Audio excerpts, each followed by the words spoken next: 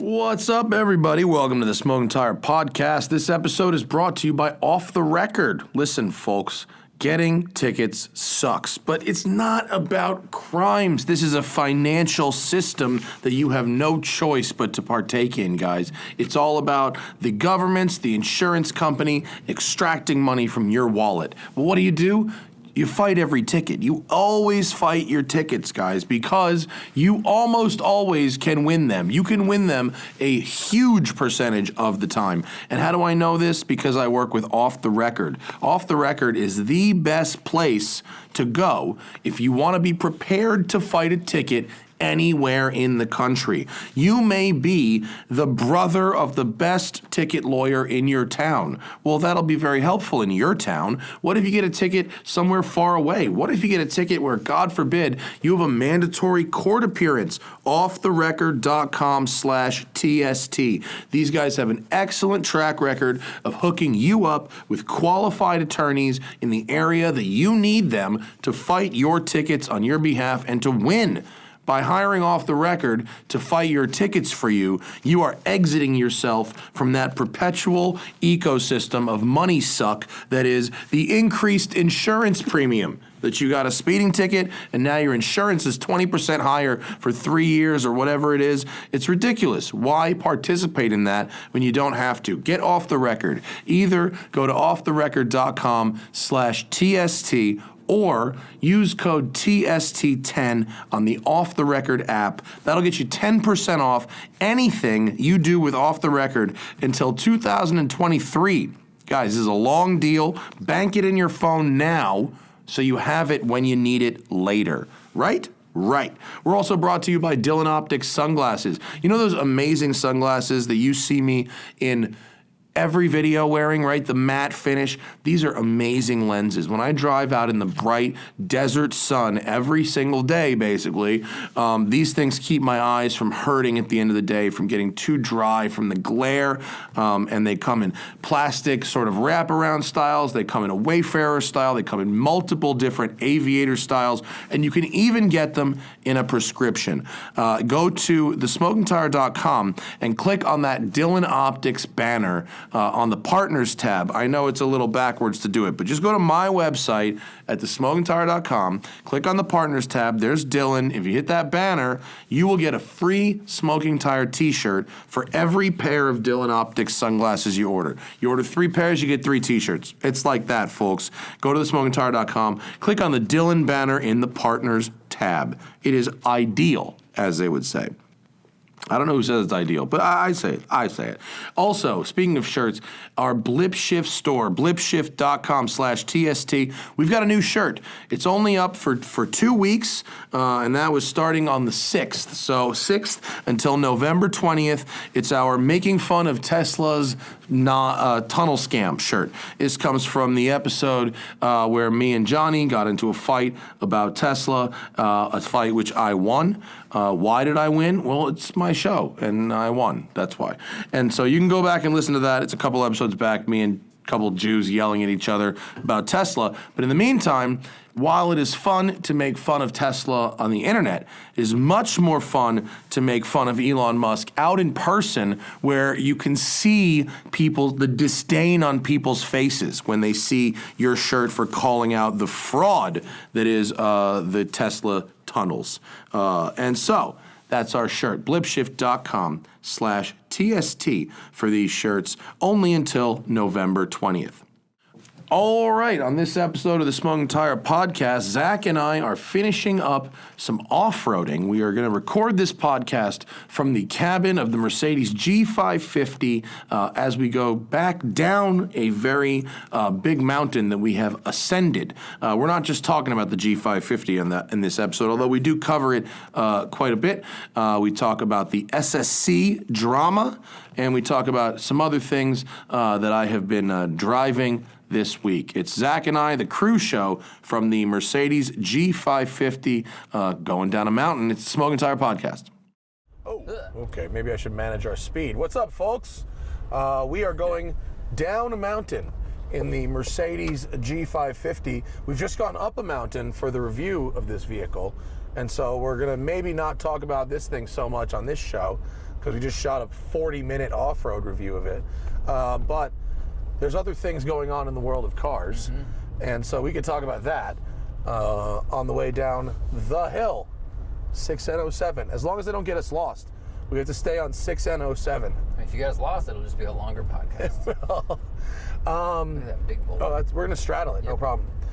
So anyway, the big news this week, other than, well, there's the internal news, which is that I bought my first Ferrari, and it's very exciting, and the car's not a piece of shit. That's good. The car has arrived, because I use Sirio, right? So Sirio bought the car, not bought it, but he arranged it for me, and then I got it, but it was, out of state, and every 30-plus year old Italian car will need something when it arrives.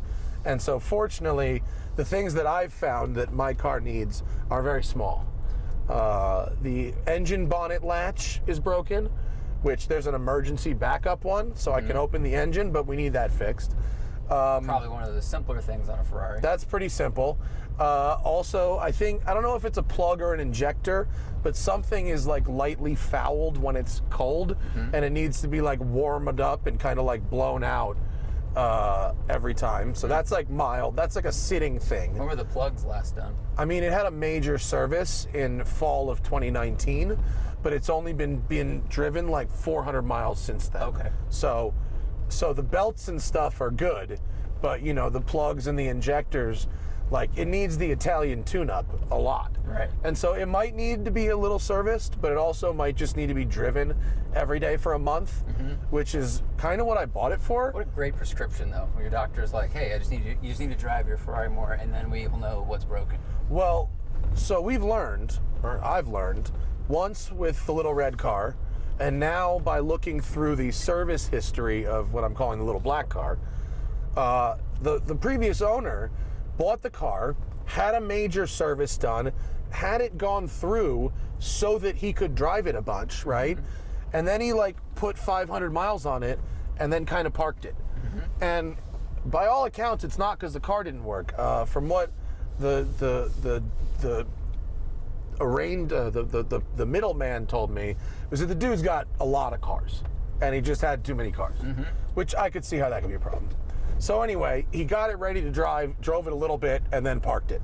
So stay left. So on the one hand, I could get away probably with just starting to drive it and getting it there. On the other hand, I'm making a short list for Donnie Calloway, and I have an appointment the first week in December to address whatever comes up between now and then. But he said he doesn't want to even see it until, don't bring it in until I put 500 to 1,000 miles on it. That's very cool. So, because you may fix things just by driving it. I mean, just by blasting fuel onto the valves, clean stuff off, run better. Yeah. Cars like to be driven. It's the whole bubble wrap a car thing. I mean, it does preserve the value in some ways, but if you're buying a car to drive, if you buy a car that was bubbled, seals dry up, belts dry up and crack, a lot of the lubricants splash around in the diff, and they lubricate the whole diff seal, the top and the bottom. If it just sits there, the only part that gets lubricated is the bottom, and it can be very corrosive. There's a lot of interactions that happen with the fluid in the middle and everything else. And I just got an email about this morning. Someone came across it was a motorcycle that was 25 years old, but had 30 miles on it, never titled, brand new bike. And so the email was, should I buy this and just start riding it? Ooh. And of course, my first reaction is, sure, I mean, you're gonna have to do some things, but sure, why not? On the other hand, the value of originality and mint conditionness versus the value of miles, in my opinion, with a very rare exception, miles are cheap versus owning it, maintaining it, dealing with it, and then not getting the enjoyment of the miles. Right. You know what I mean? Especially if you buy the right vehicle, because then you're able to drive it. It will appreciate or stay flat in value, and that way your cost per mile isn't that high. And we talked about this briefly with Sirio the other day. If you buy a car for which a premium is paid because the miles are so low, then you can drive the value out of it, right? To a certain degree. Absolutely. Spike and Paul and Jerry, they like the feeling of new old cars so much that they don't give a shit about the money, right? They're like, fine, okay, drive the value out of it, whatever. Because there's still a lot of value in it. It's not like they're dailying in the cars, you know. But if you buy a Ford GT with 30 miles, Yeah. you know, you are making a choice between. Oh, here's the thing. Here's a truck on the trail. Keeping it a museum piece Right. that will then absolutely appreciate in value like crazy and be one of the, you know, most expensive ones of all time. But if you drive it 200 miles, it changes it. And if you drive it 1,000 miles, it changes it drastically. Right. Right. There, you know, that's what I would say the exception is. The exception is a car for which low miles really are the virtue. Mm-hmm. And there's a bunch of them around. You know, like, oh, thank you, sir. You know, you buy a car with 100 miles on it. Yeah, it's a museum piece. The miles are a virtue. But my plan, just to circle back to the 328, 40,000 mile car. So, you know, with a recent major service, right? So the idea is that it's like a 5-year plan, right? And if I love it, I'll hold it beyond that, okay? But and it's not like at 5 years you sell, but like, you know, it's like, what is this going to cost me over 5 years? And the comparison is, you know, a car loan versus a new car, right? Right. Because I was literally like, you know, should I just get a regular new car, take out a loan, or should I buy a classic that might cost me some maintenance money or some depreciation, you know, if I use it? But remember, a couple of years ago, I spent $22,000 in 18 months to drive a Ford Focus RS. Right. So Yeah, that's my basis of comparison. If you buy a new car, it's absolutely 100% going to depreciate unless it's a BMW 1M. That happens once a lifetime. It is possible to buy a new car if you buy wisely that doesn't depreciate, but it may or may not be the car you want to drive. And it probably won't cost less than $150,000. Yeah. You know? I was explaining to my father that I had bought a Ferrari, which if you're my dad and I'm me, he's like, what are you, a moron?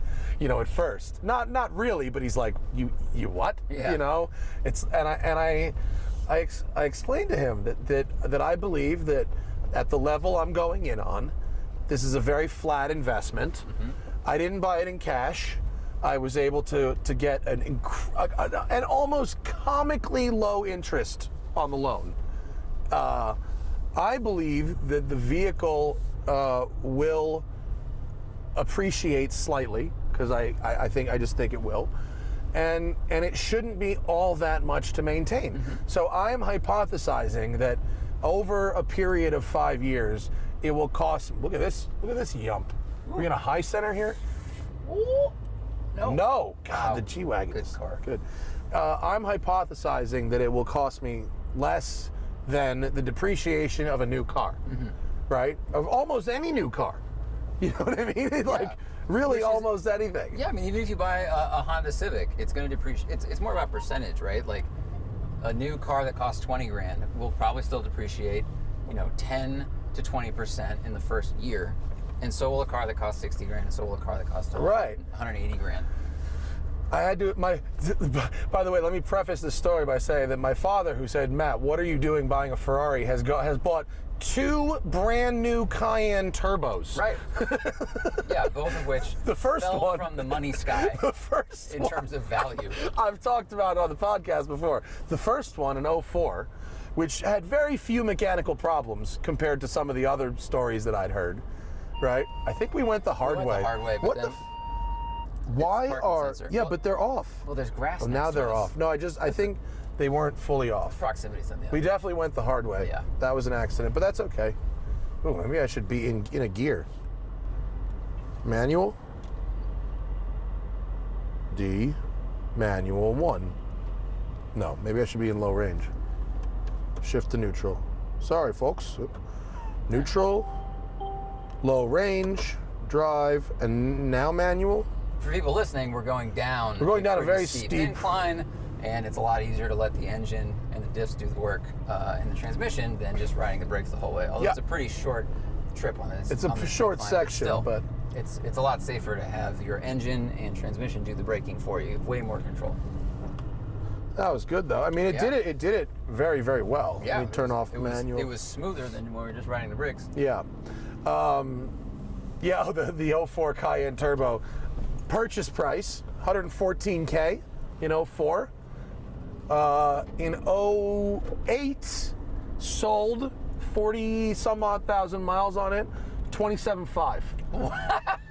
Wait, 27.5. I thought it sold for like 40. No, 27.5. That is about a fifth.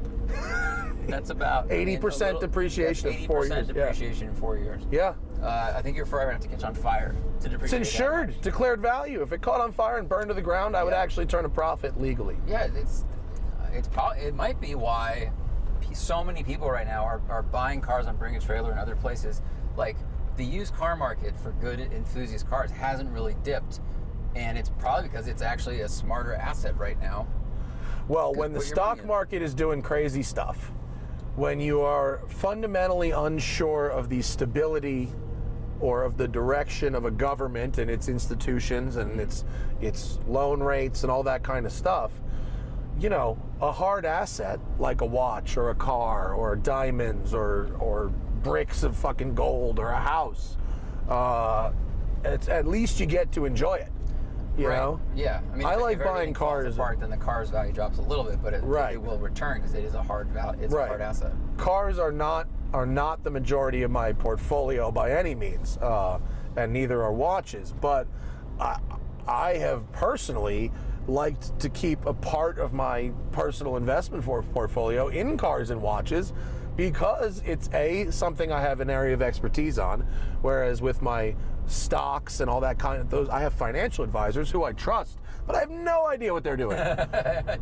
They teach me Econ 1 every single year. I don't retain any of it. And they're smart and they're helpful and they're friendly and they look out for my best interests, I believe, and so it's okay. But with cars and watches, like, I know what is going on here. So it's actually important to me to keep that as an asset class. Mm-hmm. Makes total sense. Yeah. Plus, it's more fun. It's more fun. You can't enjoy a spreadsheet or, TD Ameritrade. No. You can enjoy it for a brief second if the numbers are higher than they were last month. Yeah. But in between those emails, and boy, is that a short moment. Ugh. And you also can't, you don't. It's like, with the regular investments, you don't want to like watch that shit every day. The real way, and this is just my experience coming from my father.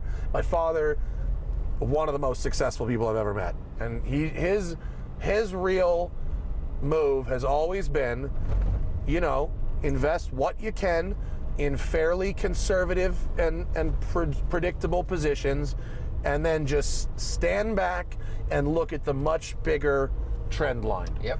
And don't, freak out when there's dips and stuff like that. They've proven that is more, people are more successul when they do that than when they try to time things. In March, when the shit really hit the fucking fan, March, beginning of April, my dad called me. I mean, we've been talking the whole time. It's not like this is only when he calls me, but he goes, listen, don't look at your portfolio.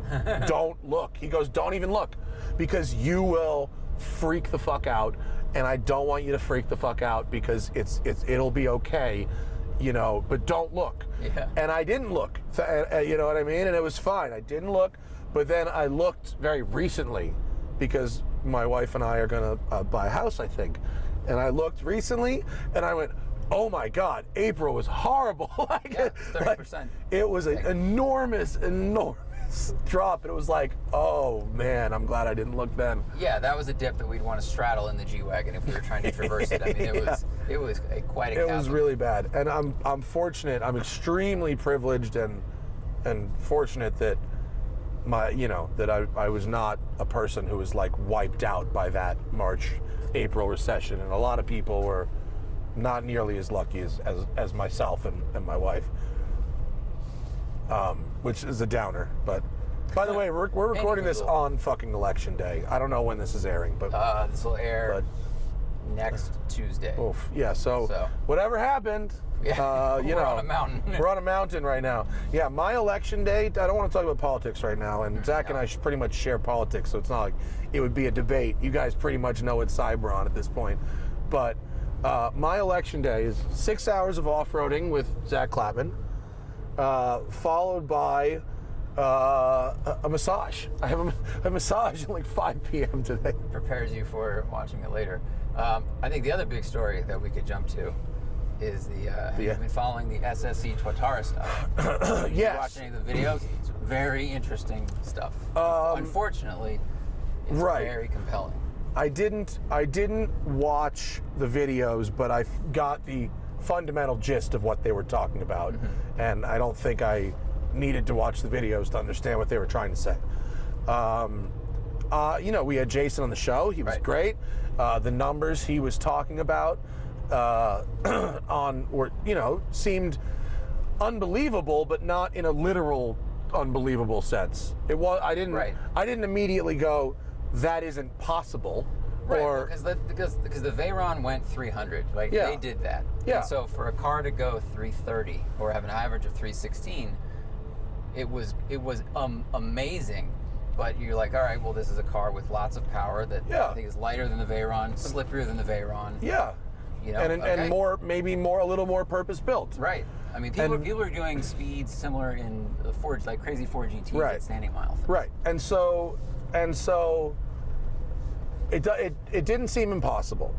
And when at first they were called out for the video stuff, having been in video production a million times, and I immediately said to my Jason Castriota, who is a friend and who is involved in that car, but other than just being there and standing around, had nothing to do with the science of the record. He was just designed the car, and then there he is, right? So, he's obviously got egg on his face right now and is unhappy with the situation. Right. But having been there, my default was a film crew overlaid a telemetry, a real telemetry with a run that had, I don't know, different light or different whatever, or they talked about this 2-lane move that Ollie had, and I didn't really see that in the video, so maybe that they edit. And so, when a company comes out and makes a bold claim, you'd have to be such a moron to just fake that and invite the media out to watch you fake it. You know what I mean?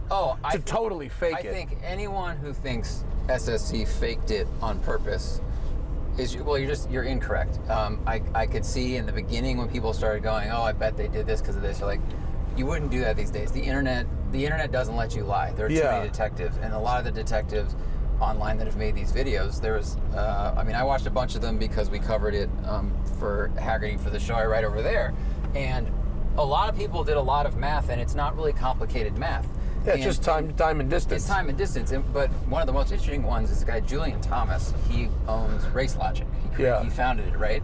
And who makes the V-Box? He makes the V-Box, which is a competitor of Duotron, but he's also worked with Duotron. Duotron makes the hardware that SSC used to measure their speeds. And he plugged all of their data in and their shift points and all this stuff. And he found that by using 2 different measurements, it looks like the speed that was being displayed on their display was multiplied by 1.48. And what he noticed is that the display they had, that lower third they had, that's an SSC and stuff, he's like, I know Duotron gave them the hardware, but that's not Duotron's screen.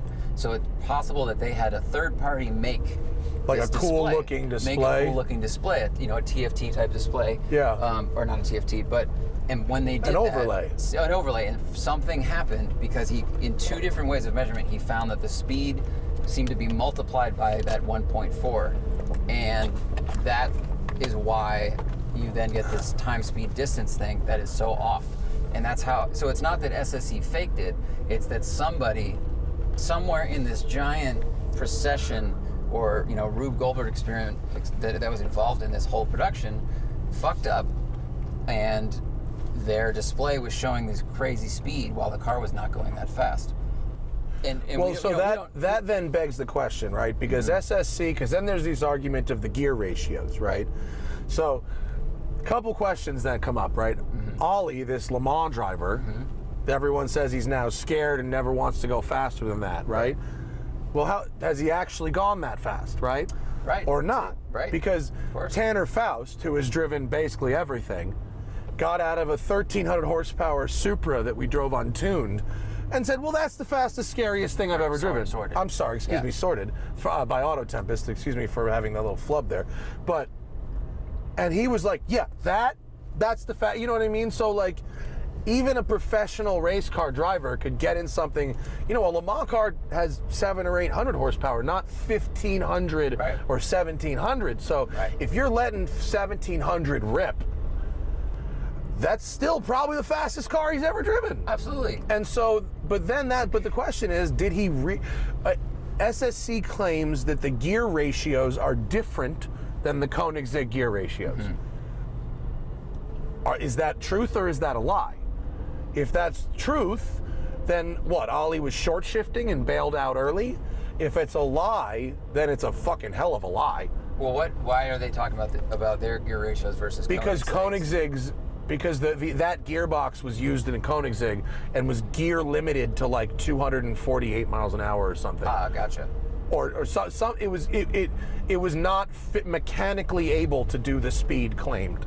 Gotcha. Which would really, like, if you claimed your car could do a speed that it wasn't mechanically even capable of doing, well, that if you couldn't have revs times ratios equals 330, well, then that would be the fucking scandal of the year, wouldn't it? Then you have a huge problem of either engineers that were on site didn't see these numbers and go, wait, our gear ratios can't do that. Yeah. Or you have them trying to create some bullshit. I mean, there's a lot of different reasons that could happen. I also saw, Jared Shelby, the owner of SSC, he posted their gear ratios in his big response. I saw that. Before his response video, and the gear ratio he had for 6th and 7th were different than one of the analysis videos that was to their credit, really well done by Robert Mitchell and the analysis videos assumed the standard ratios, which is not a horrible thing to assume, except from the very beginning they told us that the ratios were different. Correct, and the ratios that Jared published on their site were in fact different than the ones that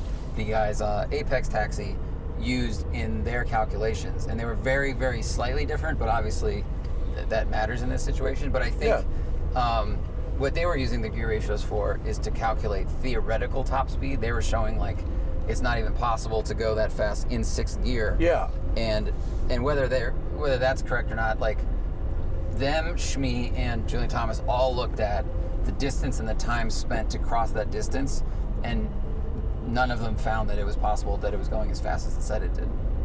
It's just like you watch the video, it's 24 seconds from median 1 to 2.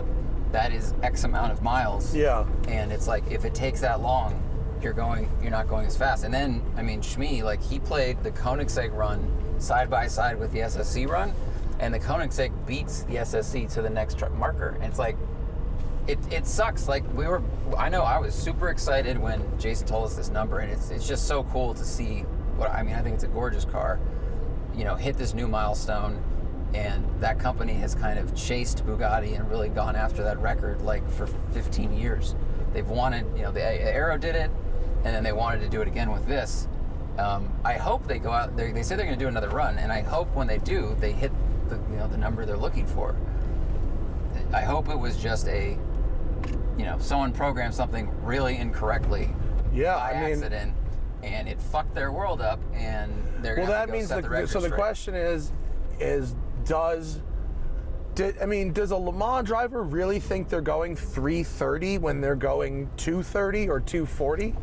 Is that really what that says about that effort? Because that's just like, that's crazy. Right. You think they'd be able to tell, but if the times that Oliver normally is going over 200, which is probably only at 24 Hours of Le Mans, and I think they're usually going around 220 to 240 top speed, but you don't have the same. The place looks different than that highway. Yeah. So maybe he's like, wow, these center lines are going by really, really fast. Surely I'm going whatever the speed reads. And plus, you're paying attention to so many things that you're just like, okay, I guess this. You'll believe the display. It was weird that they blurred out the speedometer that was in front of him, but... So that's 5N19, there, on the right, 6N07. Okay, stay to the right. Yeah, the blurring out of the speedometer, like, is that a blur, or is that is that an aftermarket edit blur? Or is it just an inconvenient distortion of a 360 video? Yeah, I don't know. Because the 360 video is very weird, and we both know that there's some aftermarket or displays that when you look from the side have almost like a frosty look. Yeah. They're not shiny like this Mercedes a bunch is. of them do. So it could have been hard to read. I don't know. That begs some other questions, but I mean, ultimately, like, I gave the benefit of the doubt to the company that I believed was doing something in earnest, and their excuses, which were that, okay, separate video production company, maybe video got messed up, whatever, like, those are reasonable things to happen. yeah, they are. But when it came down to just wait, the data will back it up, the people who don't have the goods, they never say they don't have the goods. They say wait for the data, and then the data never comes. Right. You know, wait, my tax returns, they're under audit. Just wait and see my health insurance plan. It's beautiful. We've got one. I got tested. You know what I mean? You know, we don't need a condom. It's like I'll show you the papers tomorrow. And so, yeah, I definitely gave them the benefit of the doubt when other people from the very beginning called bullshit, and I wanted to wait. You know, I mean, as did I. I was getting hit up in Instagram, like, first day. Someone's like, "Hey, look at this forum," and I was like, "One, I don't have time. Two, like, it's people are going to call bullshit on any. You know, if the sun comes out, people might say it's still dark outside. But once I watched like multiple videos, it's just like, it's disappointing. But I hope, as you said, I want to believe in them and that they do have the goods, and they have to go rerun the thing, and then do it again, and then prove it concrete that it works. If the driver said that, if he said in earnest, I don't want to go faster than that, and people shouldn't be going faster than that. Now, granted, he really did think that was 330 miles an hour. But if he's thinking that, and they go, okay, listen, you actually need to do an extra 70 beyond that on exactly the same road. Yeah, it's true. You know, he's not doing it. He'll be like, he'll be like, what? No thanks. But I think I think they could find. I mean, yeah. And look, those people who called him out as it being bullshit, like, those people were right. Yeah. I gave them the benefit of the doubt, and I was not right. I was wrong. And I wasn't wrong to give them the benefit of the doubt, but my benefit of the doubt analysis was not right. It was actually off. Yeah. So, all right. I mean, that's why you don't go too hard at the paint either way until the chips fall, dude. That's very true. You know what I'm saying? Like, I didn't defend them more than I thought. I presented an alternative theory, but I wasn't like, no, that could never happen. But you can't go too hard at the paint either way, because you come out looking like an asshole sometimes. Right. I'm not trying to do that anymore. Well, especially when this thing goes up in the air, you're like, let's see where it lands. That's what I'm saying. Yeah, this is now a discussion that is getting not heated, but it's like there's a lot of analysis happening. So we'll just wait until we I did even say multiple times, it could be bullshit. I said this could be bullshit, but video crews fuck up. It could be bullshit, but the gear ratios are changed from what that was talking about. You know what I mean? Right. Like, there was a lot of it could be bullshit buts. And ultimately it's bullshit. I mean, the question is just, is it maliciously bullshit, or is it, accidentally bullshit?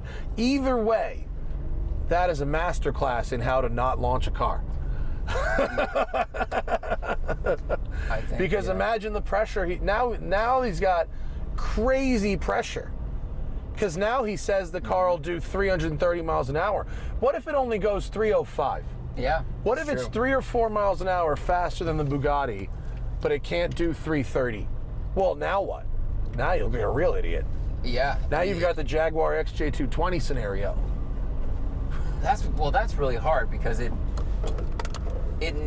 needs to break Bugatti's record. If it doesn't, even if it beats Koenigsegg, if it does anything other than be the fastest car in the world, I mean, I think they got a lot of deposits returned, like last week, unfortunately for them, and I think you'd get a lot more. They'd have to be return even more of them if it couldn't beat the other cars, because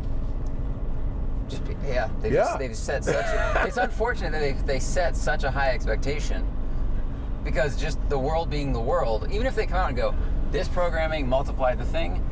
Yeah, and even problem, like, we should have caught that. But if they say it went 299, people go, yeah, but it's not 331. You're like, yeah, but that's a computing error. Yeah. They look so fucking bad, all of them. I feel the most bad for Jason. Like, he probably already got paid. I don't know if he gets points on the car or not. I'm sure he does. But his actual name is on the car, you know? Like, it says Castriota on the side of the fucking car. Like, he was so proud of that. You know what I mean? And if the car is a flop, that sucks balls. It does. Because I think it's a really good-looking hypercar. It is. It's a real, which, you know, that was his primary job. It's to make a car that he's really and it looks really good. It's looked good for 10 years. And if the thing is fun to drive and only goes 240 or, but quote, I'm air quoting, only goes 240 or 250 miles an hour, that's still faster than anything Ferrari or Lamborghini or Porsche makes right now. Very true. You know what I mean? But it's when you set your own bar like that. That's true. Fucking Babe Ruth calling a shot is something. Imagine like a rookie, first at bat, calls his shot. Right. Like, what kind of expectations have you set up for yourself? Yeah, it's here? like Babe's. It's a home run record, and they're like, "Sorry, man, we measured in centimeters.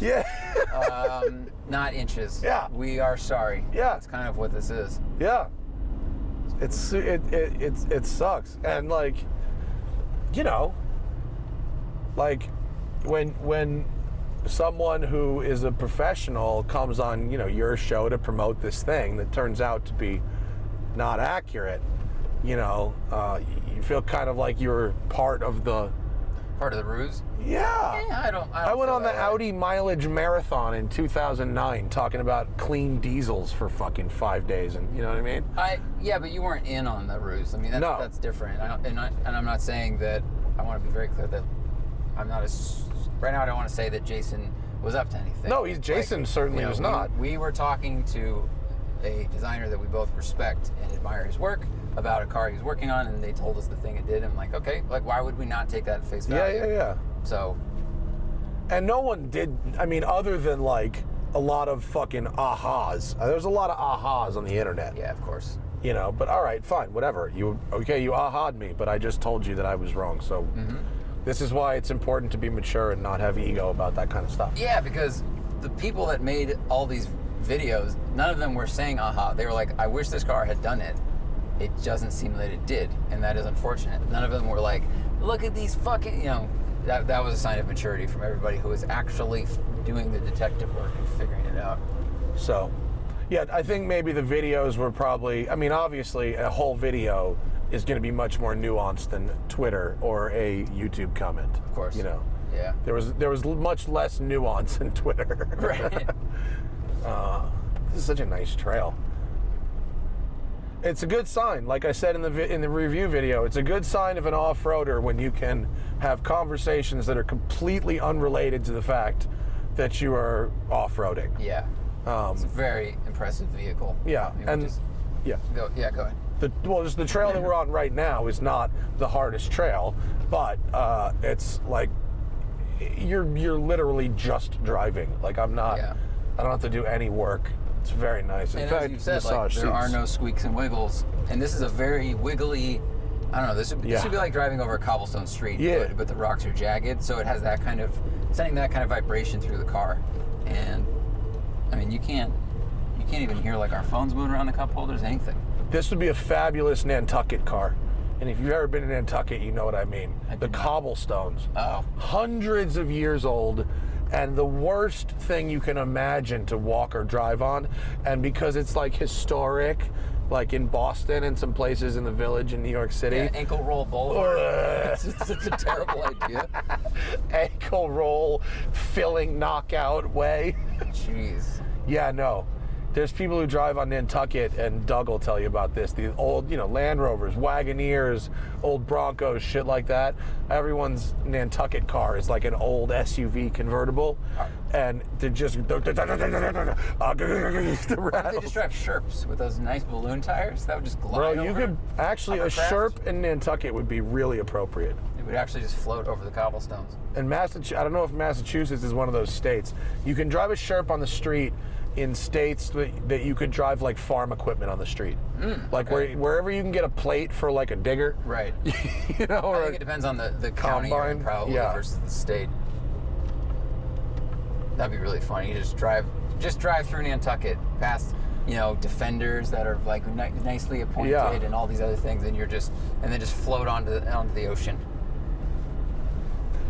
Nantucket, other than like all the white people and like the celebration of the whaling industry, besides that, it's a lovely place. Is that what it's about? I mean, Nantucket was like their heritage. It's the heritage. I mean, they're not whaling right now. Of course.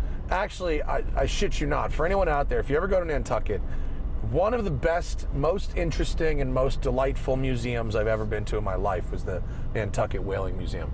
It's fabulous. Absolutely fabulous. So interesting. Seriously. Just about the history of whaling. Just the history of whaling, but like did a lot of stuff. It's great. It's really, really cool. And there's a lot of whaling from whale fat. That was used. A lot of petroleum stuff. It was a really disgusting industry. The way that what they did once they caught the whale and it ended up on the boat, from then on, that's fucking terrible. The fact that they harpooned the whale and it dragged them around the sea for fucking 8 days or whatever, that's the least nasty part of whaling. But that music, Nantucket has a whaling history, although they're not currently whaling. God. I mean, plenty of communities have a history, if you go back far enough, that is not great. Of something terrible. Yeah. Yeah. Plenty of communities have a present, in fact, of something terrible. Right, that's true. Nice little undercurrent. White picket fences. White picket fences. Lots of private schools and country clubs. Yeah, very true. And not a lot of public facilities or parks or interesting. Sometimes there's a freeway, and then the other side of it is where you see those things. It's just the harpoons are pens with ink now. Yeah. Oh, and now we go down this side of the mountain. I think we're going to loop around the other side. I think this trail does. Zach, what if we get to the bottom of this trail and the gate's closed? There's a gate. This will be a 5-hour podcast. There's a gate at the bottom of this. We have snacks and we have 2 bottles of water. That's true. So we will make it. We'll make it till tomorrow. We have a complete cookie. We have 1 complete cookie and a Quest bar. Were you with me on the Hudson Spritzer boat ride? Yeah, I did that once. You were but on the little boat? Yeah. Back in the day, when my parents were living on the water in Connecticut, and they had a 26-foot Boston whaler, and you could get to Manhattan in about 45 minutes. And then you could do the full lap of Manhattan, which was awesome, it's the East River and what they call Hell's Gate, and also down by where the Staten Island ferry is. It's a little rough on a little boat. Kind of want a bigger boat for that. But we did it. Me and Zack, I think Thad, Tom, and I think maybe some of my New York friends. Yep. And there was like 7 or 8 of us on the boat. We go, and normally to complete the lap, you go down the East River, south on the East River, around the tip of Manhattan, north on the Hudson River, and then you take the Harlem River back across to connect the two and go back and do the loop. But there's a train bridge that's like a swivel bridge on the Harlem River, and it was closed. And you have to radio the guy to open it. And I remember it was really hot. It was like 100 degrees that day, Fahrenheit. We radioed the guy to open the bridge, and he goes, "Nope, it's too hot. It's too hot, and if the bridge opens, it might not close, and that would mess up the trains." And so we had not really planned for this. We had enough fuel, but not from really a resources perspective. Besides that, we didn't plan on having to go all the way back around Manhattan the other way. It's like an extra 35 miles on the boat. Oh man! And it became going on the East River up current, going north, is when you're against the tide, is so gnarly because the East River has at sometimes an 8 to 10 knot current. Oh, that's why they call it Hellgate, because the current rips, and if you don't have a very fast, powerful boat, It's really a struggle. Jeez. Yeah. It's just like walking on a treadmill. Like you think about like back in the day, like the explorers that went up the East River to get to like Long Island Sound or whatever from there, like getting up that in a sailboat, like holy shit, what a nightmare. You just gotta time it. Yeah, I mean, I guess you would just watch the tides, Everything right? back then was like, you work with nature. That's really what a lot of life was for a long, long time. Yeah. Whichever way the wind is going, that's where you're going. Right. Now we have a spaceship that's like, yeah, fuck gravity. Yeah. But anyway, sailing. I just got hit up by Big Boat Ben. Remember Big Boat Ben? Yeah. He just hit me up. Wakes. He's got a sick boat, and he would like us to come down to Newport and have a go. Cool. What is it? What's the boat? It's almost like it was a custom boat. I forget the make, built for Billy Joel, and it is a sick. Imagine my father's boat. No, imagine my father's boat, which is a really nice boat. The nice boat, the big boat. Imagine that, but there's no staterooms. It's all just like party time under there. It's like a 52-foot cruiser that has no staterooms and is just for partying. Whoa, it's just like open downstairs like hangout area? Yeah. Oh my God. Yeah, it has a kitchen and a big sitting area and all that, but it has no bedrooms. Wow. And 52 feet, so it's just like bachelor pimp partying boat. It's just a nightclub on water. Wow. Basically. But apparently it goes very fast. So we might do that in like next week, I think. That'd be cool. Yeah, I think it's the 12th. Return of the One Wake. It's only worth it if the boat is really sick. Yeah. And I liked Ben very much. Ben has good boats. Yeah, I mean, the views it wasn't financially worth it, I would say. But if you enjoy yourself. And it certainly wasn't worth it to travel anywhere to drive boats. Jeez. But it was a fun way to drive some boats for like a minute. The only one of them that really did well was the super fast pontoon boat. The pontoon boat that went like 60, that one did well. Oh my gosh. And the very first one. I edited it, but I don't remember. The one from Thailand, the sailboat one from Thailand. Oh, yeah. That one almost got us a free yacht vacation, and then the hurricane took out the British Virgin Islands yacht fleet, and they reneged on their own. Well, their marketing budget kind of dwindled a bit, I'm sure. Yeah. They got our money anyway. Still a fabulously economical vacation, honestly. That was the best vacation ever. Best spending of like our end of the year, a little bit of money we had that year. The old get rid of the profit. Well, it's not like, it really isn't like we had much. Like we really, it was like, look, we can each get a few $1,000s. Yeah. Or we figured out we could go to Thailand and sail for a week. Yeah. Like, that made a lot of sense. Yeah, that's... Fiscally, it was wise. I think we use a lot of airline miles. You know, it's like you put all the chips and your bracelet in, and how much can I get for this? Yeah. How's the battery on the Zoom? Is it all right? Holding steady because I have it plugged into the brick. Oh, you do? Yes. Oh, great. The battery just stays what it was. It doesn't show like a charging symbol. I haven't had to touch the brake really like yet. Really? Like I'm pretty much 1 foot driving right now. Wow. I do like this G-Wagon very much. It's pretty awesome. And you know, I do shit on a lot of the people that own these, but I also... Oh, look at this. Pickup truck coming. Yeah. We're gonna wait. We're gonna back it up and we're just gonna wait. Uphill has the right of way. This is a single track. I think there might be a couple places where you could pass here, but one of them's way down there. One of them is down there, so we wait. One of them's past the truck. We wait. Yeah, this is a good... If you do this stuff with it, this is an incredible vehicle. It's like, yeah, if you have Range Rover money, but you want a Wrangler, and I know Range Rovers can do this stuff too, but like, I don't know.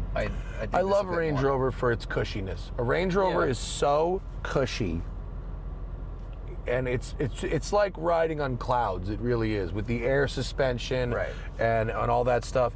This is much more like, okay, a little less trickery and a little more just like solid. Yeah. Everything's solid. You know what I mean? Yeah. That's what I like about it. Yeah. I like this in the way that I like an Icon Land Cruiser. Mm-hmm. You know? Totally. Hello. What's approaching? Is that a Tundra? That was a lot of weight. TRD Tundra. This side is not so hard. We got like 1,000 feet down to there. Yeah. I mean, you could do this road in It's like an all cars go to heaven road. We did this in a Grand Cherokee. Remember? Yeah. You and I? Yeah, the one with that is just nothing but electronic trickery for diffs and things, right? I think it has an LSD, or you can get it with an LSD. Oh, sorry, I was thinking of Compass, which we used on a different trail. Jeep Compass. Remember that thing? Yeah. But like we did the off-road press drive, and we're like, that was better than expected. It was, because it had a diff. It had a real diff. Than expected. Yeah. And really early off-road close traction to my control. nose. It had hill descent control. That thing was a real piece of shit that had some off-road capability. Yeah. Much like the Renegade after it, which is like basically the same vehicle. Yeah. And like, wow, why is this going over here? Like, I don't know, but it is. Yeah, those were terrible vehicles. Getting on the highway is kind but they of were scary, capable. but yeah. This is such a good car, man. I really like this thing. It's expensive, but like I said in the video, it costs a lot to not be like a platform shared crossover at this point, you know? Like, I laughed at it in the last generation because it was like they paid off the tooling for this, like in the Clinton administration. You know what I mean? They and sold 100,000 of them in the first like 11 years. Right, and it felt so old. This one feels much more. It hasn't lost its charm, but it feels like they've actually done some modern engineering. You know, and so to not give away the charm, to not give away the ruggedness and the capability or the build quality or cheapen it really or any of that kind of stuff. It's $150K, I actually think is market appropriate, even though that is very expensive. I mean, I think they're kind of doing the same thing with the last generation. They like, what was it, 14 years or 16 years on that platform, and I think they kind of future-proofed it so that they can sell this iteration for that long again. Yeah. Because you know, some cars they can build a new one in 8 years, but because this is not sharing a platform, as you said, like you have to make a lot more of them using the tooling you have and the methods you've developed before you can put the money into R&D the next one. Yeah. Because it's just everything is platform shared these days because it just saves so much money. I mean, it's actually a lot of things have been platform shared for a long time. It just seems even more aggressive now. Well, now that the crossover is a thing, right? Not only the crossover, but the merger of brands. Right. You've got a Volkswagen, an Audi, a Bentley, and a Lamborghini that are all on the same, architecture. I mean, I imagine if Mercedes lent out this architecture to some other manufacturer, we'd probably go, nah, that doesn't really work, does it? Yeah.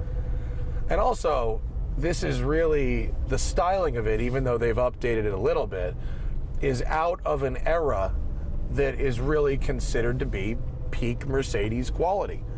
You know what I mean? 80s, 90s, the boxy Benzes. Right. I mean, those are of a perceived quality and durability that's much higher. And listen, look, the door, listen, you hear the lock, and it's got it put me in park.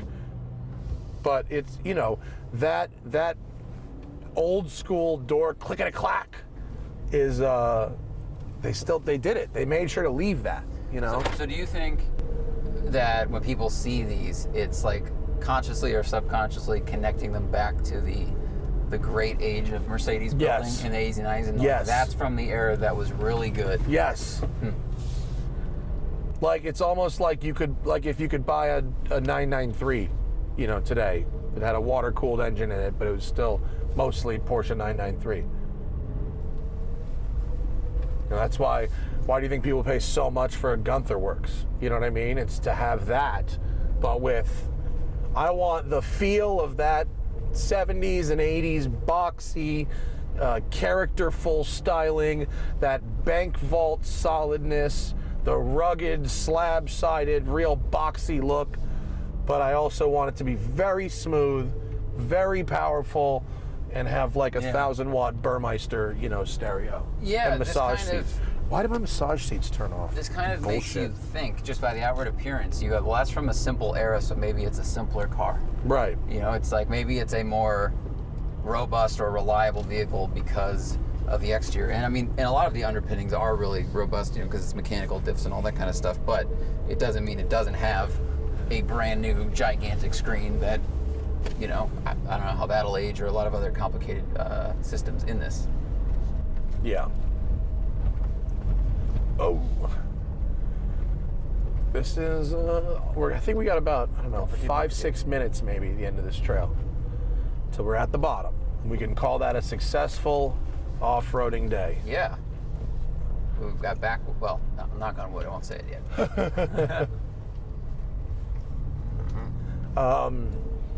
What else is going on in the car world? What else is going on in the car world? I don't even fucking know.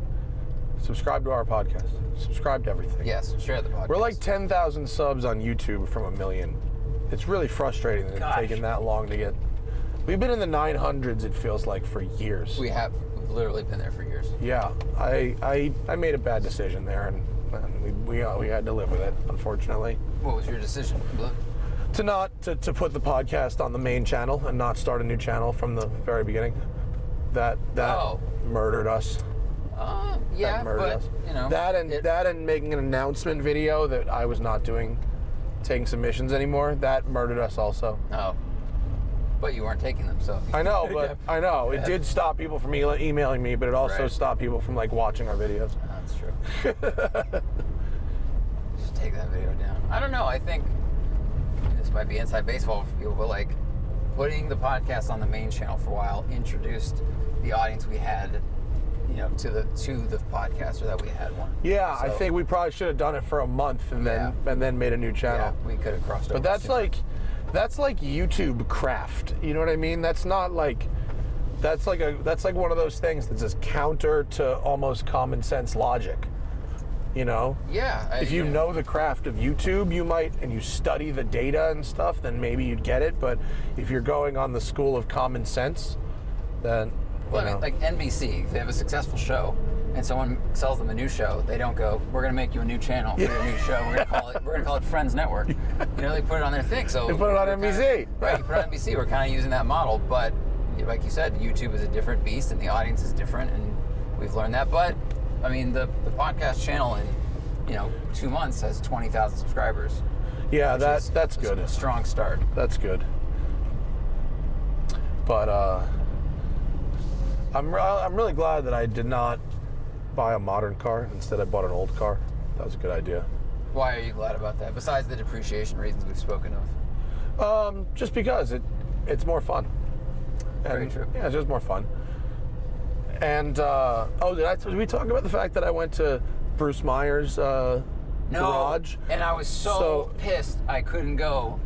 Because you invited me, and I was excited to ask you about it on the podcast because I want to hear everything. So Bruce's garage is extremely, extremely sick. Not the least of which because it is on the 3rd floor. Like, it's above, like, a department store in Beverly Hills. Like, above it. So to get into it, you can either go from the street, like, as a pedestrian, you go up the stairs and over this thing and then into it, like, over, like, a bridge.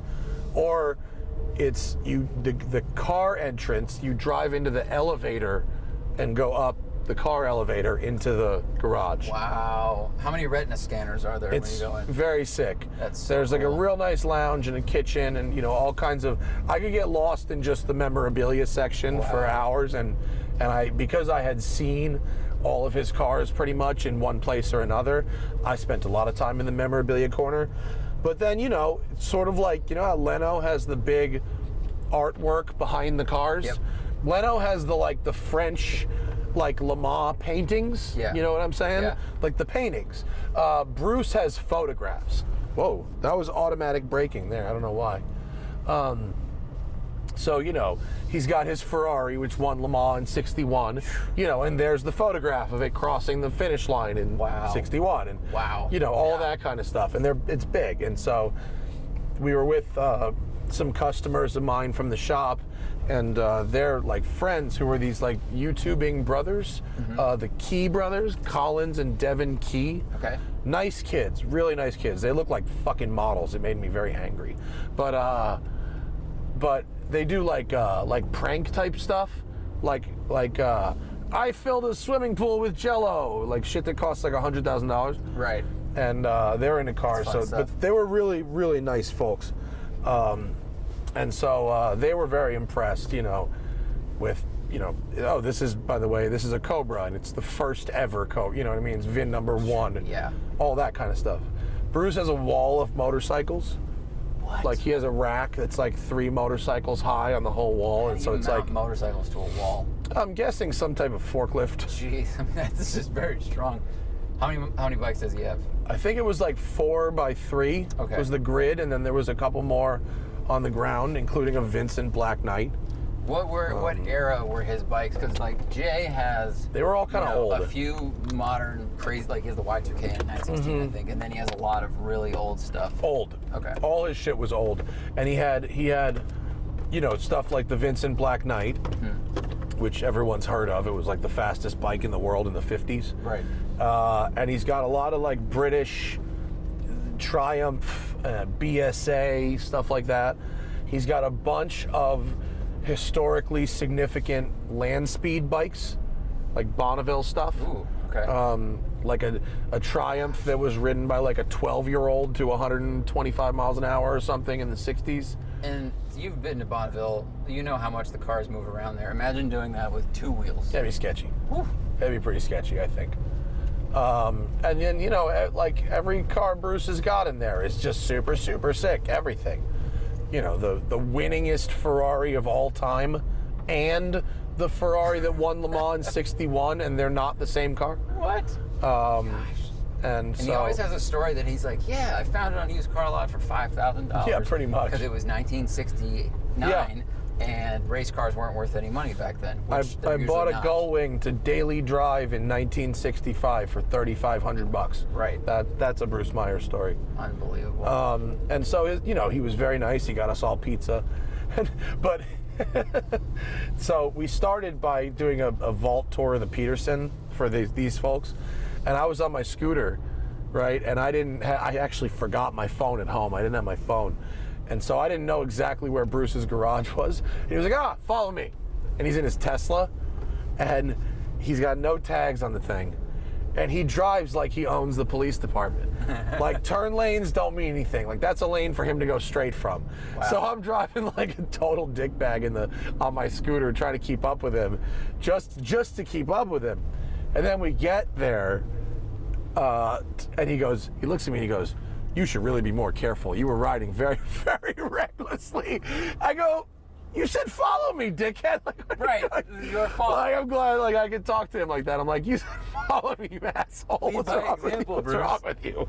Man, you're going very quickly. He's such a nice dude. Yeah. God. So we're now at the road. We made it up the hill, and then we made it back down the hill, capturing content the entire time. We've summited this mountain.